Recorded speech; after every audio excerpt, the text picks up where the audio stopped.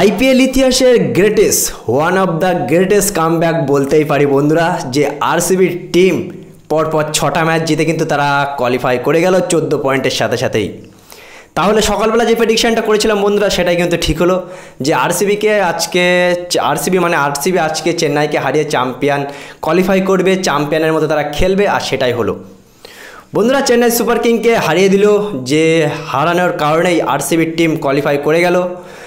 যে আরসিবির টিম প্রথম 7টা ম্যাচের মধ্যে একটা ম্যাচ জিতে পরপর 6টা ম্যাচ হেরেছিল, তখন আমি ভেবেছিলাম এই আরসিবির টিম সবথেকে আগে বাড়ি যাবে। কিন্তু এটা কি কামব্যাক!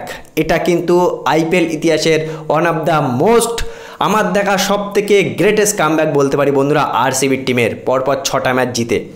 দেখো, চেন্নাই সুপার কিং আজকে দেখতে গেলে বন্ধুরা ম্যাচ জিতেই যেত। আমি চাচ্ছিলাম আরসিবি জিতুক, মানে চেন্নাই আমাদের টিম, আমরা সাপোর্ট করি চেন্নাইকে। কিন্তু চেন্নাই যে হিসেবে ব্যাটিং করলো, মানে রানটা তো একসময় ঠিকই উঠে যাচ্ছিলো। দেখো, তোমাদের 201 রান, মানে 219 রান টার্গেট ছিল, 201 করলে তোমরা এমনি কোয়ালিফাই করে যেতে। সেখানে তোমাদের 10 করে রান দরকার ছিল। শিবম দুবে আর রচিন রবীন্দ্র যখন ব্যাটিং করছিল তখন 10 করেও রান দরকার ছিল বন্ধুরা, তখন হামেশাই রানটা উঠে যেত। কিন্তু এই শিবম দুবে যেখান থেকে বন্ধুরা বিশ্বকাপের কোয়ালিফাই, মানে বিশ্বকাপের জন্য তাকে নিয়েছে, সিলেক্ট করেছে, তারপর থেকে একটা ম্যাচেও রান করতে পারেনি ভাই। আজকে 15টা বল নষ্ট করে মাত্র 7 রান, 15টা বল। নিজে তো আউট হলোই, তার আগে রচিন রবীন্দ্রকে আউট করে দিল বন্ধুরা। লাস্ট ওভারে ইজি রান ছিল, 17 রান বাকি। মহেন্দ্র সিং ধোনি প্রথম বলেই 6টা মারলো। মানে মনে সত্যি কথা আরসিবি সাপোর্ট করে, চেন্নাই সাপোর্টার হিসেবে সত্যি ভালো লাগছে, মনে হচ্ছে চেন্নাই জিতলেই ভালো হতো। কিন্তু ভাই কী হলো এটা, প্রথম বলে 6 মারার পরে ম্যাচটা জিততে পারলো না। আমরা যদি 17 নম্বর, 18 নম্বর বা 16 নম্বর ওভারের কথা বলি, মানে চেন্নাই কিন্তু শুরুটা প্রথম বলে বাউন্ডারি দিয়েই করেছিল, কিন্তু ফিনিশিং হচ্ছে 8-9 দিয়ে, 14 দিয়ে। ওই রানটা কিন্তু 20 রান বা 25 রান হতে পারত, কিন্তু হলো না।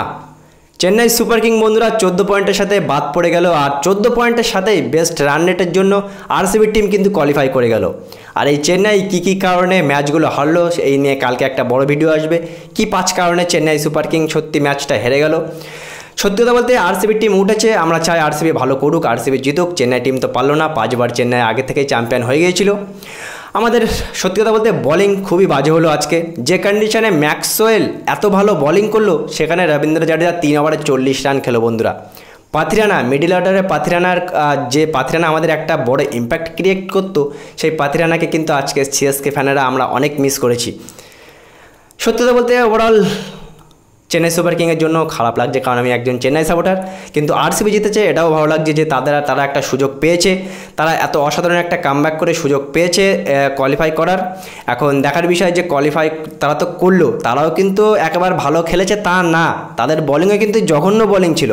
চেন্নাইয়ের ব্যাটসম্যানেরা ভুলভাল শট খেলে আউট না হলে আজকে আরসিবি জিততেই পারতো না।